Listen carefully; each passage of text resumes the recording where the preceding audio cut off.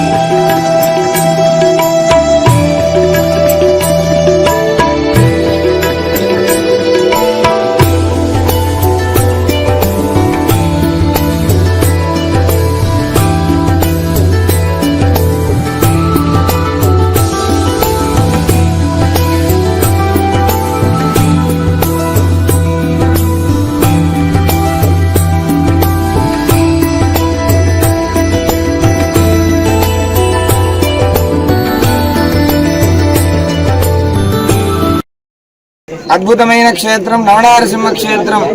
అహోబిల క్షేత్రంలో నవాన్నిక వార్షిక పాల్గొన బ్రహ్మోత్సవ కార్యక్రమం రెండో రోజు పొద్దున విశేషమైన చతుస్థానార్చనం హోమం, తదనంతరం విశేషమైన అలంకారంలో స్వామివారు హంసవాహనంలో ఈరోజు విశేషమైన అలంకారంలో ఊరేగింపు వచ్చినాడు.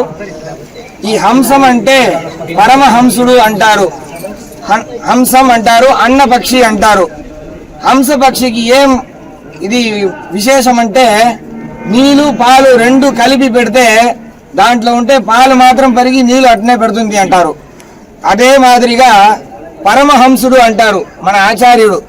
ఆచార్య స్వామి మనం పోయి నమస్కారం చేస్తే మన దగ్గర ఉంటే మంచిది మాత్రం తీసుకొని మీది అన్ని వదిలిపెడతారు అని పరమహంసుడు అంటారు. అటువంటి పరమ పవిత్రమైన అహోబిల క్షేత్రంలో ప్రధానమైన మూర్తి జ్వాలా నరసింహస్వామి విశేషమైన హంసవాహనంలో వివిధ ఊరేగింపు వచ్చి భక్తులందరికీ అనుగ్రహం చేస్తున్నారు. హంస ముద్ర అని మన అహోబిల మఠ పీఠాధిపతికి ప్రధానమది.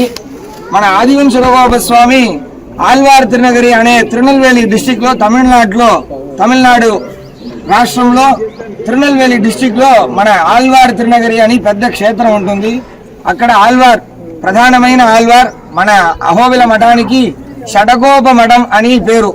ఈ షటగోపం అంటే అక్కడ ఆదివంశ స్వామి మన ఇక్కడ ఆస్థానం తీసుకొని అక్కడ మంగళాశాసనం చేసేటప్పుడు అక్కడ పోయి ఆ గుడిలో ఆల్వార్ లేదంటే మనం ఎక్కడ ఉన్నారని అందరి దగ్గర అడిగితే ఫస్ట్ ఉండేటప్పుడు మధుర కవి ఆల్వార్ అక్కడ ప్రతిష్టాపన చేసిన మూర్తి అది. అక్కడ ఉంటే స్వామి ఆల్వార్ మళ్ళా ఆల్వార్దం కృపయాన హంసముద్రై వారియే అని మన ఆదివంశ స్వామి వారి తిరునామం అంటారు ఆయన పద్యం. దాంట్లో మన పునఃప్రతిష్ఠ చేసి అక్కడ గుడిలో ఏమేం చేయాలా అని అన్ని ఏర్పాడన్నీ చేసి పరంపర ధర్మకర్తగా ఒక రోజు ఉన్నారని మన వంశపారంపర్యంగా చెప్పేది ఒక కథ ఉంటుంది. అటువంటి హంసముద్ర ఇప్పుడు కూడా మన అహోబిల మన పీఠాధిపతి ఎవరు ప్రస్తుతం ఉంటే 46 పీఠాధిపతి కూడా ఎవరు రాజ్యంలో వచ్చేటప్పుడు ఆ రోజు ఆ హంసముద్ర చేతిలో పెట్టుకుంటారని ఒక వైశేష్యం. అటువంటి హంసముద్ర హంసవాహనంలో మన జ్వాలా నరసింహస్వామి రెండో రోజు విశేషమైన ఊరేగింపు చూసినాడు. మళ్ళీ తదనంతరం అభిషేకం ఉంటుంది, సాయంత్రం వివిధ ఉత్సవం ఉంటుంది.